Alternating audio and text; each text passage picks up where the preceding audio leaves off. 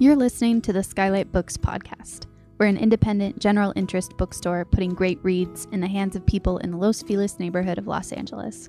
Hosted by resident Skylighters, we're here to bring you new and exciting author conversations, group reads, and bookseller chats. Happy listening. Hi, everyone. Good morning or good evening. Welcome to the Skylight Books Crowdcast channel. My name is Hallie. I am the events manager here at Skylight. We're really excited to be here today with María Sánchez and Curtis Bauer. María Sánchez is a Spanish writer and field veterinarian and the author of Field Notebook, Seedbed, Land of Women, a bestseller in Spain, with translations into French and German and English now.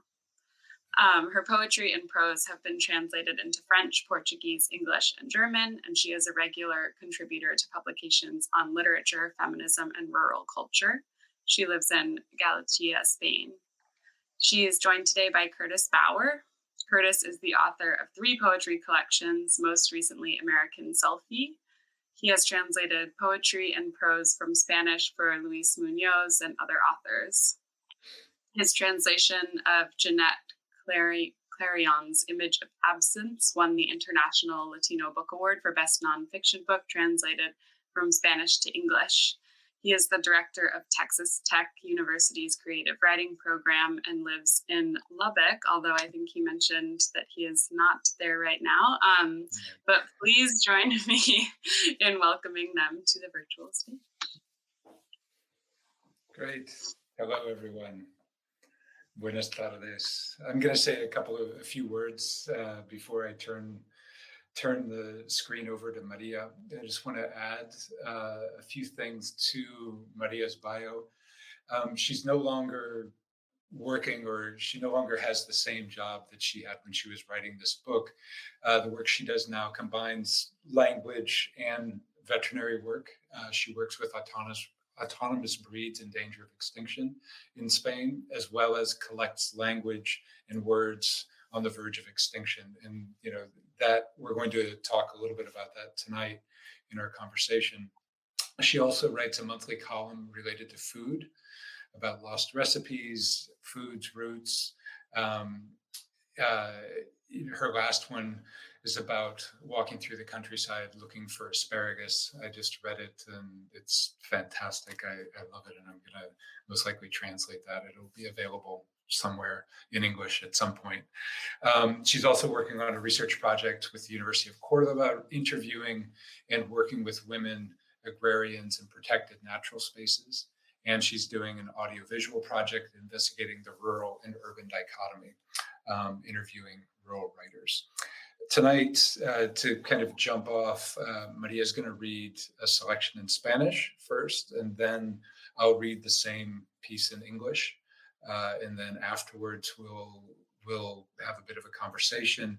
And I hope that during that time, if something comes to mind, you write a question, or you want to make a comment afterwards, please feel free to do so. We'll have plenty of time for that. So, María, por favor. Hi, hola a todos. First, I need to say thanks to Curtis, to Skylight Books, to Hallie, for making this meeting possible, for giving me the possibility to speak about Land of Women. So I hope we have a good time. As Curtis says, I'm going to read first some excerpts from Land of Women in Spanish. Por suerte, pertenezco a una generación que brilla y que tiene una labor fundamental.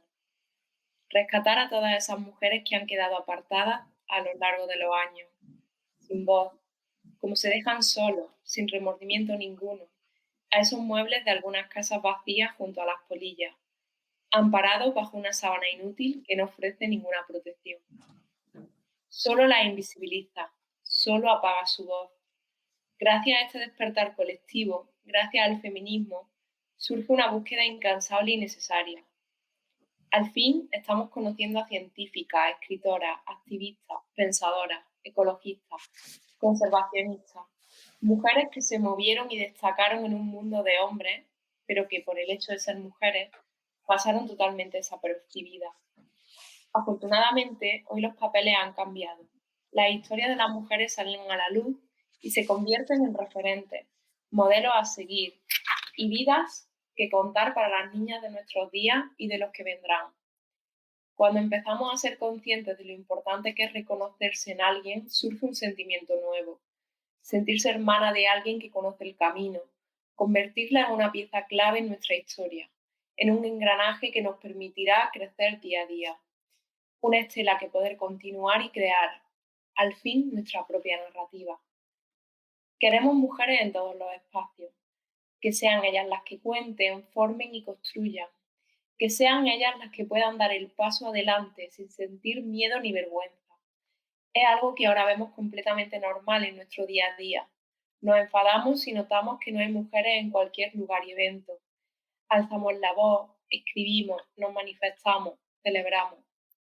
Y yo, mujer que procede del medio rural y que trabaja en él, me vuelvo a sentir hoy como ese péndulo oscilante del reloj de la pared, como una cuerda que cae pero que a la vez está sujeta, como ese cubo que bajamos al pozo sin saber que nos traerá de vuelta al subirlo a la luz.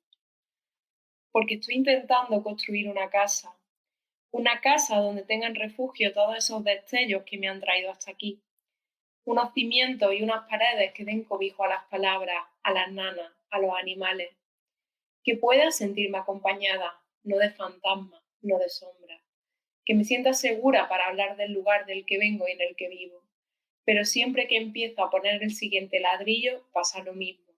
La casa que construía solo estaba llena de hombres.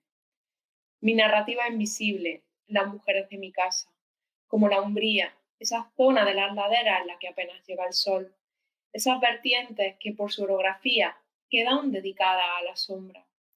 En la umbría también crecen especies fuertes, árboles y plantas que necesitan más agua, animales que van en su busca para refugiarse y alimentarse, como los hombres en verano que se sientan en ella a descansar entre faena y faena. La sombra, la falta de luz.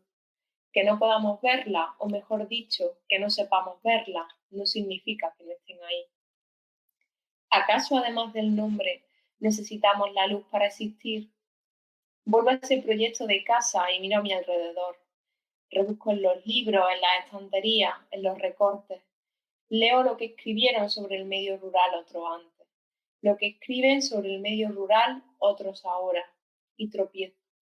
Tropiezo una y otra vez con esa literatura que nos llama granjeros, que nos asocia siempre a la palabra vacía, que nos describe desde el paternalismo y las grandes ciudades, que nos visita para reportajes graciosos, que se empeña en escribir del medio rural como si fueran sepultureros, que usurpa la voz de los que se manchan las manos de tierra y habitan entre campiñas y montañas, que tampoco, qué sorpresa, las nombra a ellas.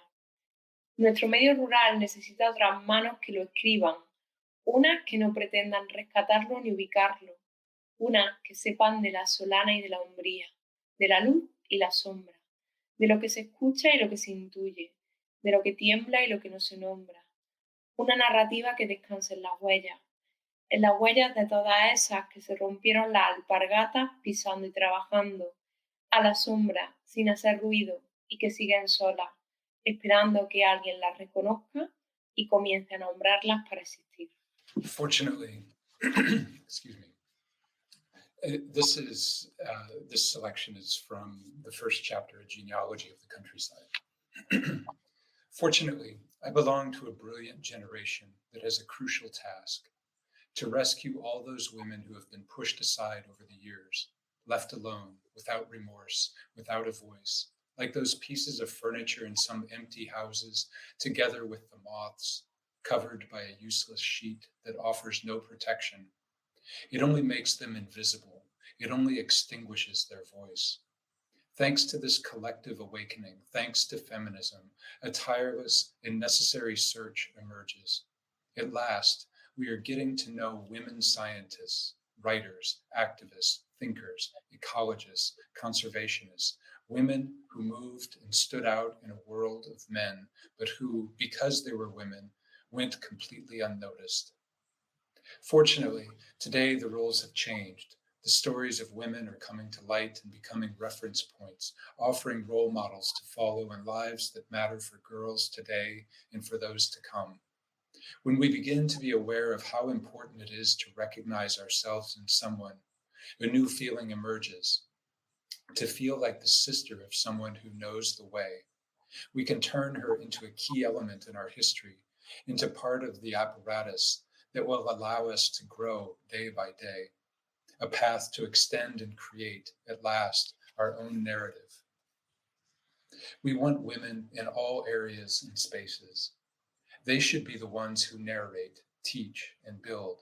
They should be the ones who can move forward without feeling afraid or ashamed.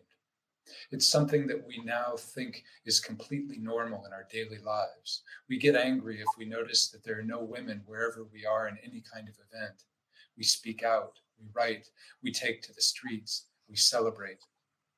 And I, a woman who comes from a rural community and who works in it, today I feel that swinging pendulum on the wall. I feel like that swinging pendulum on the wall clock, like a rope that falls away but is at the same time attached, like that bucket we lower into the well without knowing what it will bring up to us when we raise it to the light. Because I'm trying to build a home to shelter all those destellos, those flashes that have brought me here. Some foundations and some walls that give sanctuary to words, to lullabies, to animals. So I can feel accompanied, not by ghosts, not by shadows. So I feel safe to talk about where I come from and where I live.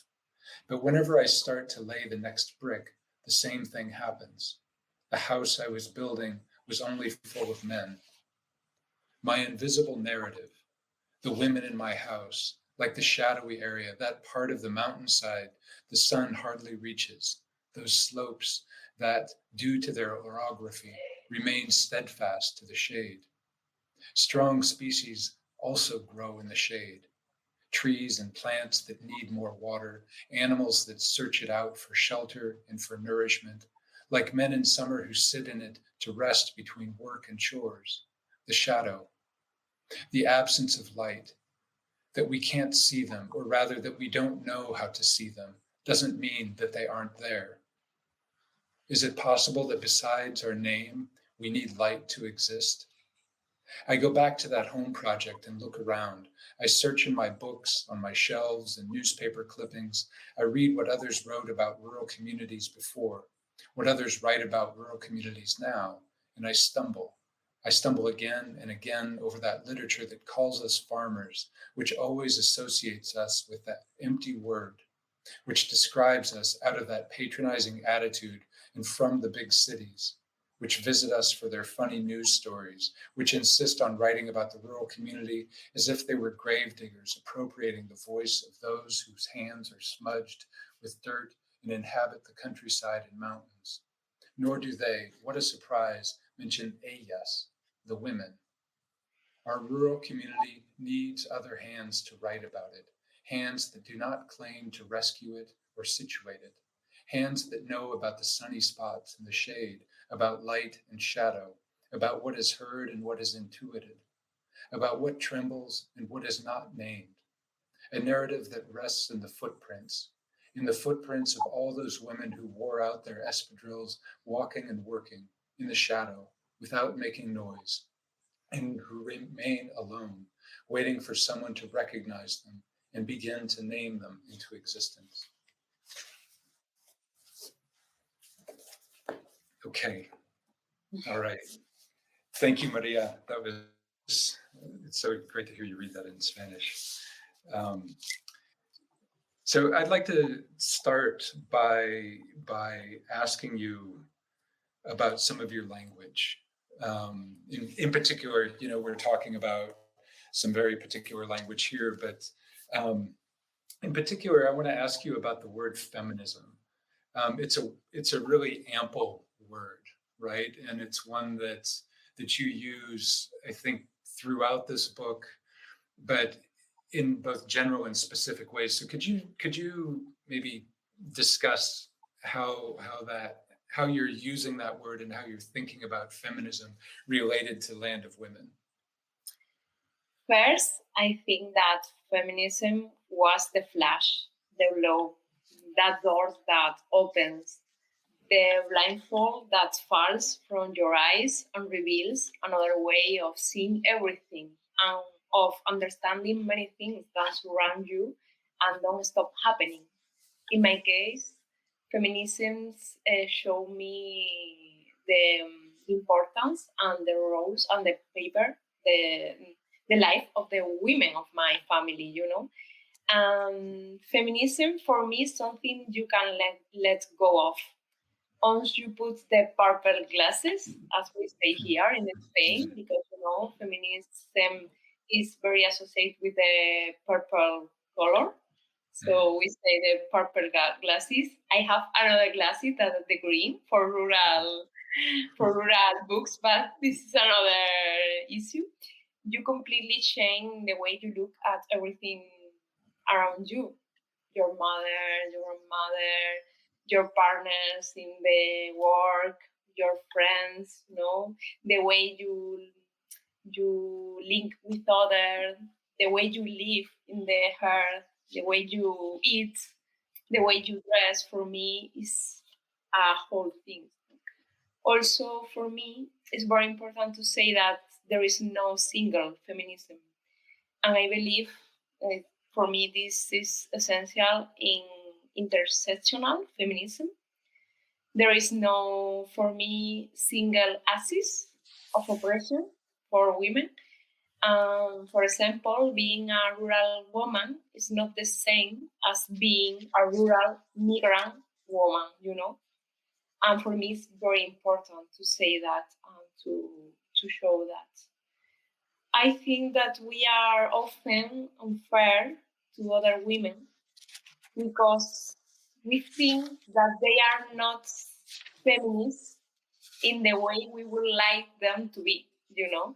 And often we don't know their stories, their backpacks, their day-to-day life, their origins, you know, the life they have to live. Many of them, they can choose, they can decide. For me, to be feminist is to understand, to accompany, to be part of it. Is essential, no? Because otherwise, I think we are reproducing the same macho and heteropatriarchal patterns. We are not feminists if we are angry. For example, I always remember a meeting in Madrid 3 years before COVID, you know, with another journalist, writer, Cristina Garcia Rodero, that is a very famous photographer, one of my favorites, because she has a very beautiful work about women in rural areas and the tradition. And some girls, a teenager in the public, in the round of questions, she was very angry because her mother didn't want to read books, didn't want to know things about feminism, you know? And she was like, what can I do with my mother? She doesn't want to read. And, you know, the anger, and I told her, but sometimes you have you spoken with your mother about her life, her decision, the era she has to live in, because you know in Spain we have a dictatorship, so the inequality and the machismo were very very present in the last decades, in the 60s, in the 70s, in the 80s, in the times our mother were. So to me, it was very important. Sometimes we are like, oh, she's not feminist. She's the worst. And we don't have this discuss, this, you know, this take care, ask, listen. You know, for me, it's very important because until I wrote this book, before I have never spoken about this term with my mother or my grandma. So to me, that is also be a feminist. And that makes me want to take this in a different direction. But before I do that, in other parts of the book, you talk about the idea of feminism being perceived or conceived as something urban rather than having multiple spaces, right? And I admire that about this book and how you're saying we need to open up the vision to the rural, but also be aware of the fact that culture is also present in the rural community. Interest in diversion is something that exists in the rural community, that there isn't such a difference between the urban and rural. And using this concept or talking about feminism, I think you're, in this particular context, you're bringing that to light as well, right? I mean, you could talk about that, but I also want to go in the direction of what you were just saying about speaking to your mother. So maybe you want to say something about the urban and rural first, and then we'll get to the conversations. Yes, I think that the thing here is who has the public discuss. Do you understand? Who's in charge of it? Who's in charge of the conversation? Yeah. Yes, totally. Unfortunately, this conversation is always being from the center of the country and from the big cities.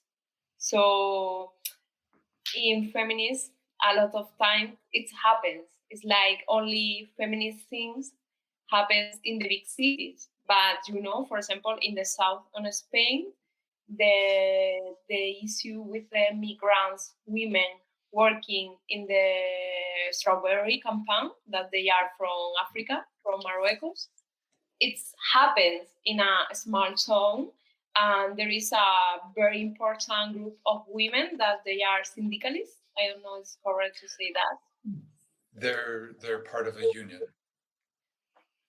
And they are women, and they are rural women, and they are doing marvelous, wonderful things about work, about rights, about abuse from the boss, from the people who are in charge of the fabric, and I don't know how to say Curtis the word invernadero, the greenhouses.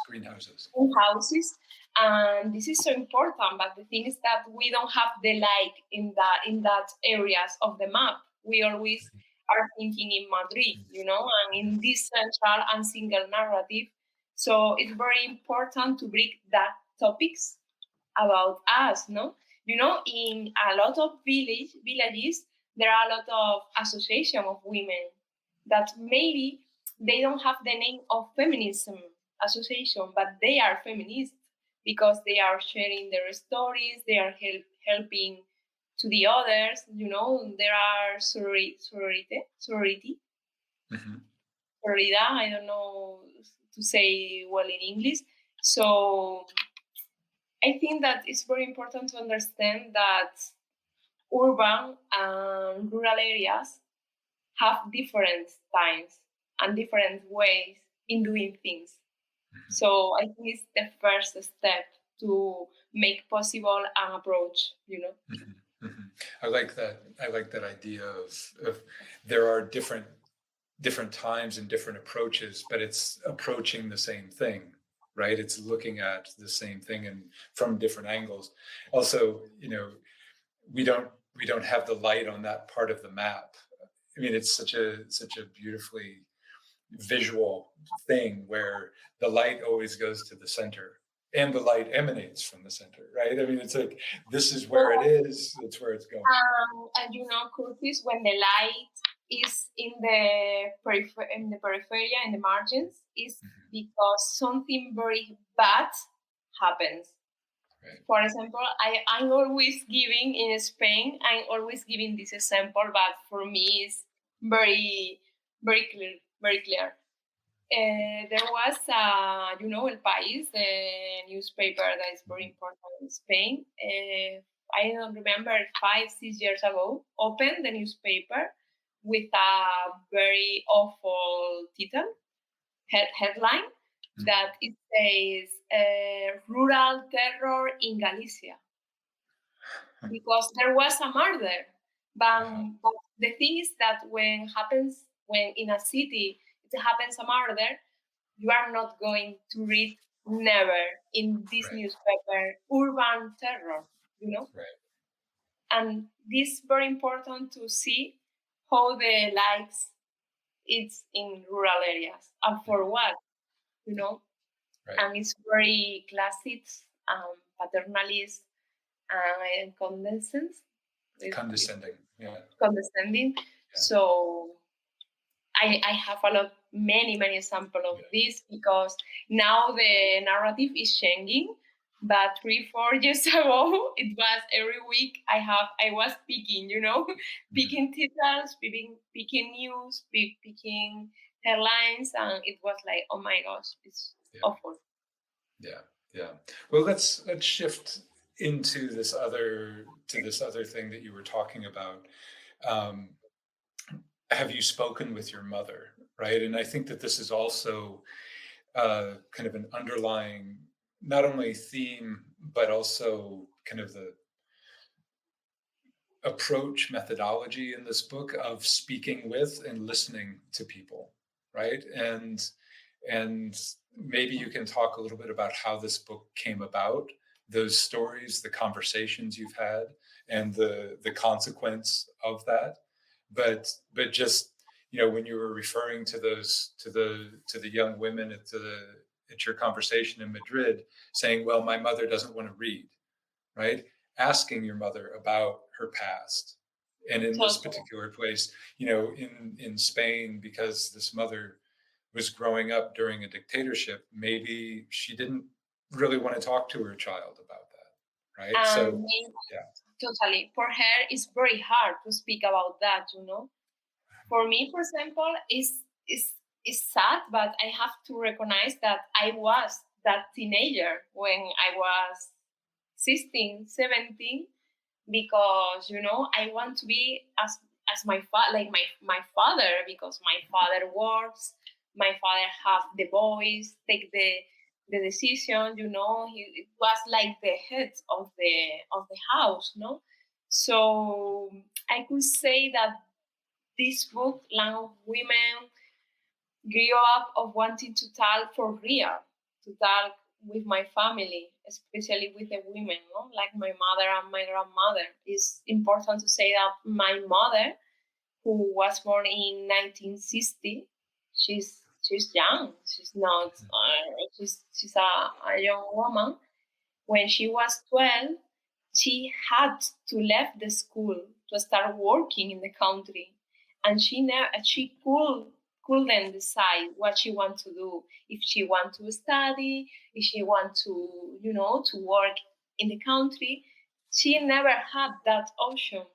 So to me, it's very important to speak about this, because maybe if my mother could following the studies with the school, maybe the first writer and maybe the woman who were here speaking with us could be my mother, not me. So to me, it's very important about speaking about that, because my mother never had the same rights and option that I have always. I could decide what I want to study. My only concern were study, being a teenager, being, a normal kid when I was a child. So I think that it's very important, and we can't we can't make the life of our women like in a idyllic way, idyllic way. That in Spain, unfortunately, it is happening. That they are, some people, some ideas that are trying to get back these fascist, for me, ideas and politics.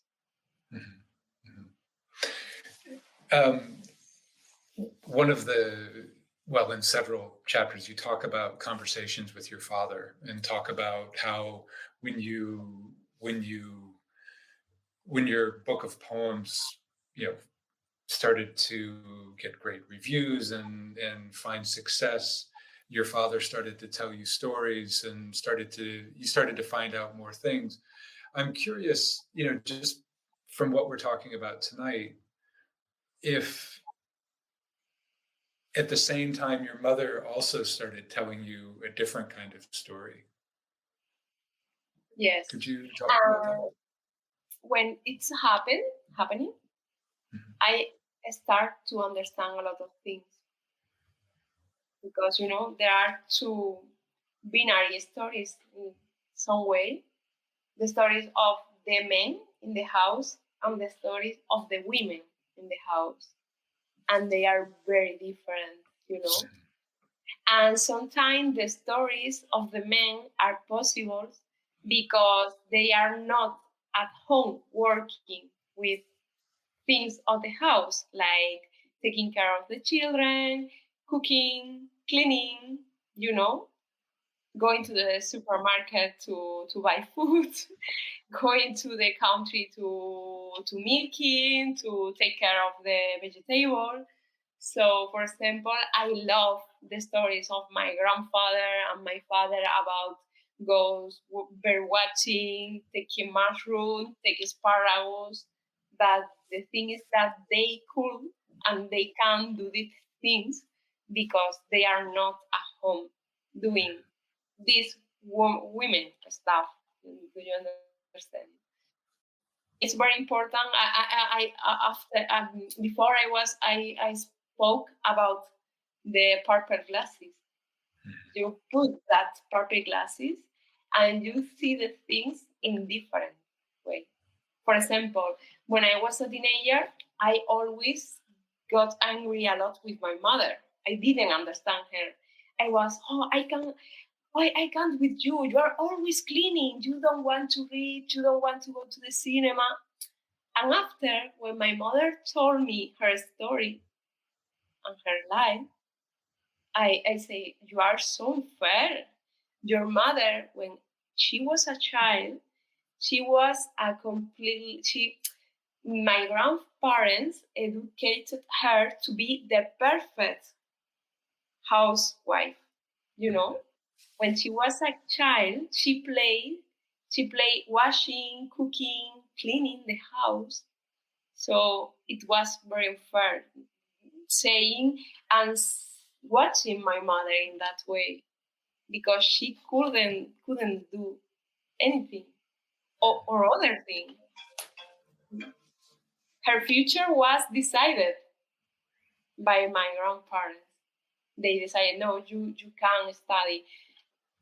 In that way, I think I love so much these sentences of Maria Gabriela Jansol, the Portuguese writer, no?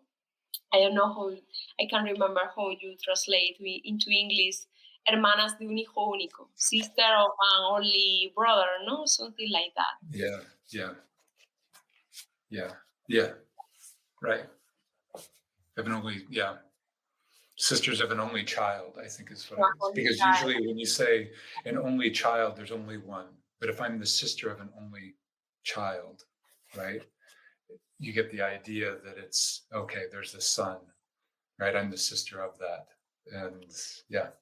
And my mother's family was very, they were peasants. They didn't have money, but the few money they got, they gave to my uncle, the man of the house, and he could study. But my mother, while he was studying, my mother was working in the country because she was a woman. Right. And you tell that story, right, in the second part of this book, which I'll mention. Yeah, I'll mention to the audience that the book is divided in two sections, part 1, part 2.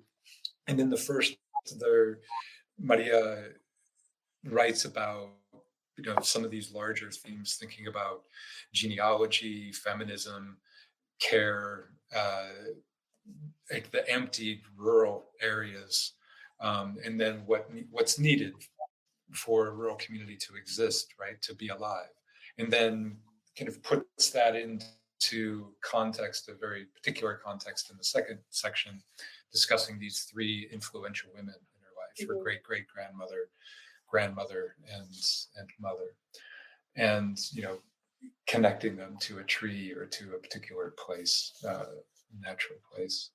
So, I mean, we could talk about so much more here, but I think, Haley, maybe if you'd like to come back and we can have some questions from the audience, and if there aren't any, we can of course keep going, but we want to open that up and have a conversation with you as well. There aren't any yet, but I was gonna ask. I'm not the audience. I mean, I guess I'm a little. Yeah. Please do. I was gonna ask both of you just kind of what your relationship is like during translation, how that works for you both, and what it's like to translate Maria's work. I mean, I imagine it's a great joy. Maybe Maria should answer this first. What it was like for her, because I felt like I was a pain in the ass. No, it was a pleasure, Curtis. No. It was a pleasure to work with a translator who is very interested in your work. I think he totally did very well, because I think he succeeded to put in my place. I don't know if it's correct to say in that way in English, and to really get my real voice. We had some meetings together to discuss about some words, some sentences, some sayings that are very often in Spain.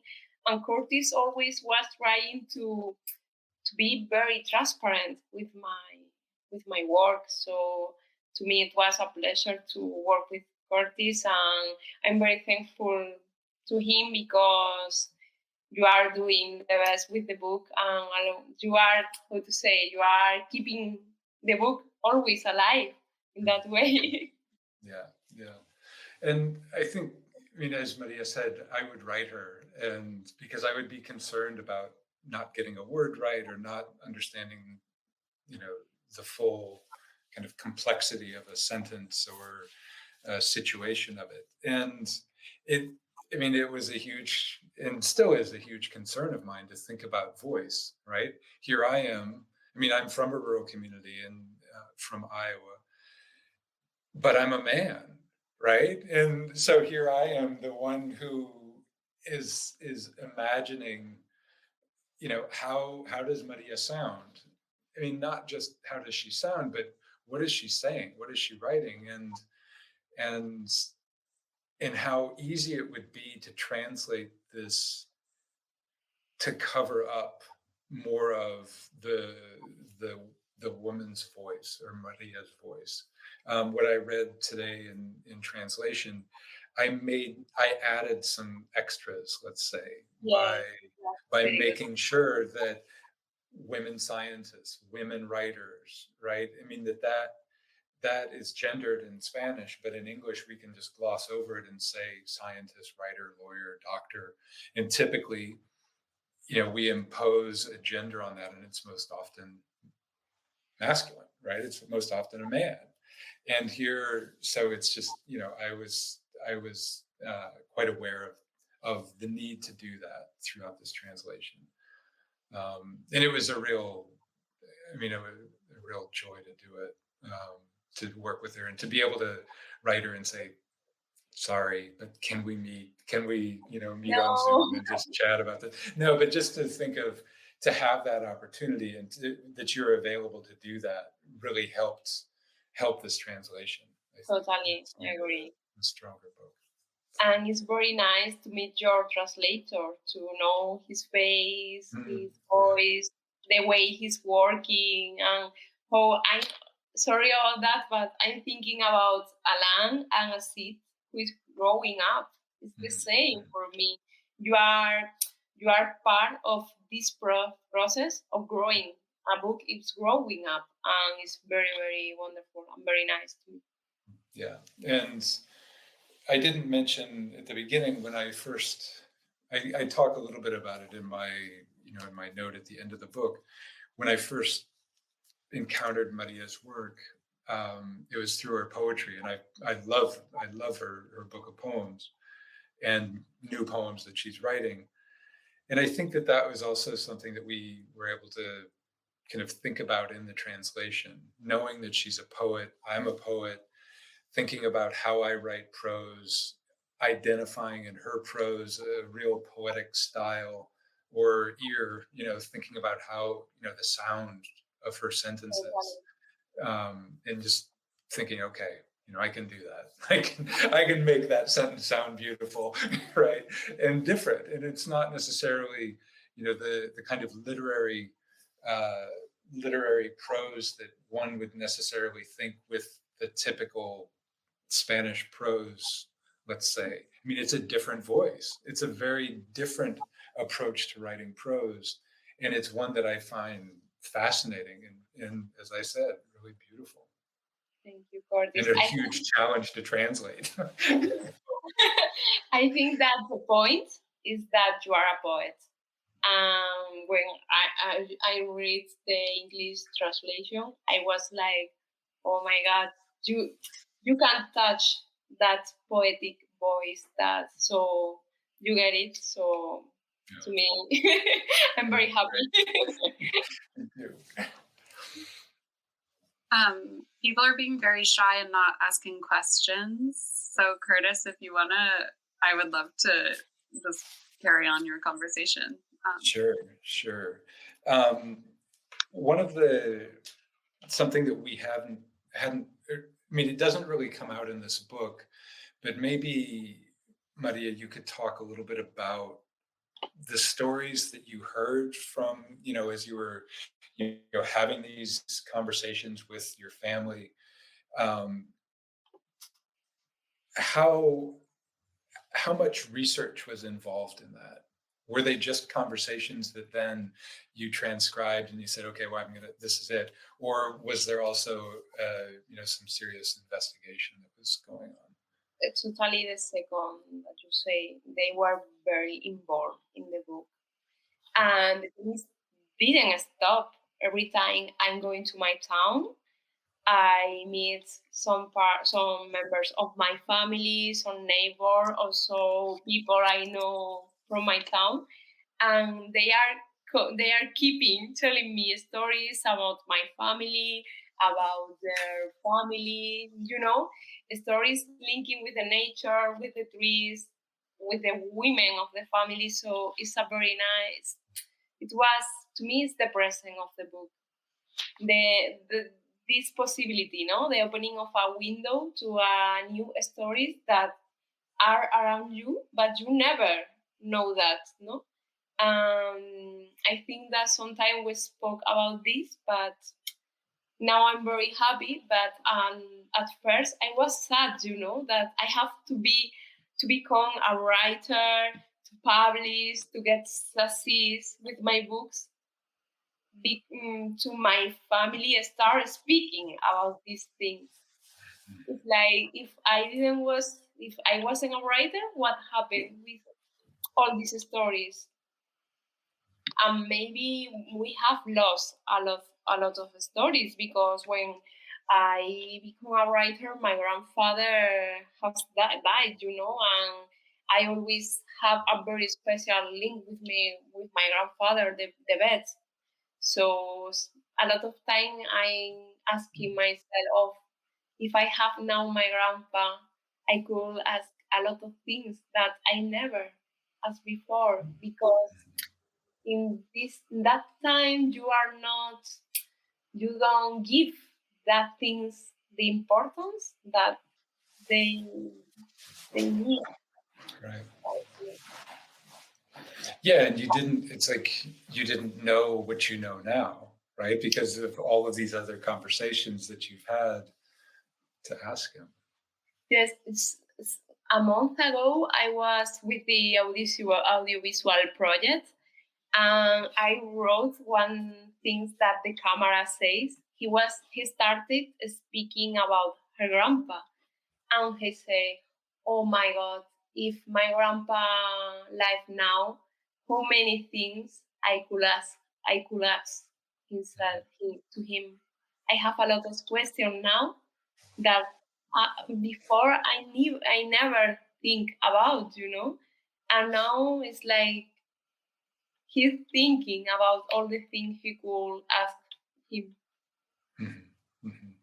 And I think that, inside of this book, even though it's about you and it's about Spain, it's not just about you and it's not just about Spain, right? This is the world, right? Where oftentimes we ignore or we don't think about those who came before us. We don't have those conversations. And I'm not saying no one does, because I think there are people that know their history, but I think it's becoming easier and easier to not be aware and to not talk. And what you talk about, what you write about in this book is really encouraging that conversation, to ask and to listen, to be quiet in the presence of those people who came before you, or who know who those people are in the photograph, because you don't know who they are, right? And to ask those questions. And I feel like after I read this and as I was translating it, I was thinking, I need to have conversations with my mother, right? And my grandparents are dead, right? So I can't ask them anymore. I had plenty of conversations with mine, but even people I grew up with, the neighbors, to ask them, just something simple about why they're there, why Iowa, why this. And as you're having a conversation with your father about picking asparagus, how do you learn how to do that? And your father saying, by walking. You learn a lot by walking, right? I mean, how simple and how important. Yes, because I don't know what do you think, Curtis, but we think that the knowledge, our heritage is only in the books, but our family or neighbor, the person that we know, they are full of knowledge. And sometimes these people never went to school, but they are, they have a lot of degrees in the body. I'm thinking always in my grandma, in Carmen, that she went 4 days to the school, and to the illiterates. No, Curtis? Yeah. And she knows a lot of things of work in the country that I went to the university, I studied a degree, and I don't know how a lot of things she knows about the vegetable patch, the trees, the garden, the food. And it's like, why we don't recognize all this knowledge, I think that it's very important we have this pending conversation, because we are in times of uncertainty, climate change, pandemics, crises, we have wars, we have hunger in the world. There are people that they don't have access to food and water. I think that in this time, in which we always wonder so much about the place we want to inhabit, to live, to build, and hope, and the link with the other, not only with the human, I'm thinking in all the beings and the resources on the land, maybe it would be nice to know where we come from in order to imagine, to build, to think, to speak about new future. And I think that is very important to speak about that. Yeah. I think, you just used the word a pending conversation, and it's we have pending conversations with all of these people we know, and we need to take advantage of that, right? I like how that word works. If we have time for maybe one more question. Definitely. Okay. Could you talk about why the title, Land of Women? I don't know. I'm very bad choosing titles. And I have to say, for example, with poetry books, the first things I need to write the books is the title. But with, Almacia, Land of Women is the last. But with poetry, it's like I need to have the title. And with Land of Women was very, very funny because I didn't know what title choose. And my father, he was always giving me a lot of ideas, very bad titles. he wants to be involved in the process. So I started to choose words that I love, like land, like women. So I decided with the help of my publisher, Jesus, we decided with this title, but behind the title, you don't have a very mysterious or very good story. It's very simple. Yeah. And I think that it's a very good title because, the land always, I think we spoke about this. When you think about the land, about a farm, about, a town, a shepherd with the goats, with the sheep, maybe the first picture that comes to your mind is a man, not a woman. So to me, it's also important. Land of women, they are they are important. They are in that picture. The thing is that we don't see, or that light don't focus in her, in them. So. Yeah. And often, I mean, you address this in the book. There's a section where you talk about daughter of, or sister of, or wife of, it's always someone else owns it. And it's the shift of perspective, right? And say, women also own the land, right? And they care for the land and right? And maybe they are not in that first picture when you go to the country. But the thing is, I'm going to say in Spanish this word because maybe you can find the correct in English, sostener. To sustain. They sustain the rural areas because maybe they are not working with the goats, with the land, but they are cooking, they are cleaning, they are in the house with a word that is unpaid and word, unbali. And it's very important to visualize this. Very, very important. So it's not just sustain. You're also saying they're supporting, right? I mean, so it's like I think there are multiple meanings in this. And another reason this is a difficult one to translate, right? But to think of the the complexity of that work, and to say sostienen la tierra o el mundo rural, right? I mean, so not just sustaining it, but keeping it alive, supporting others. Taking care, feeding. Right. Yeah. Do we still have more time, or how are we doing? Any questions or comments? If people want to have a comment about something. No, you're doing such a good job asking questions. I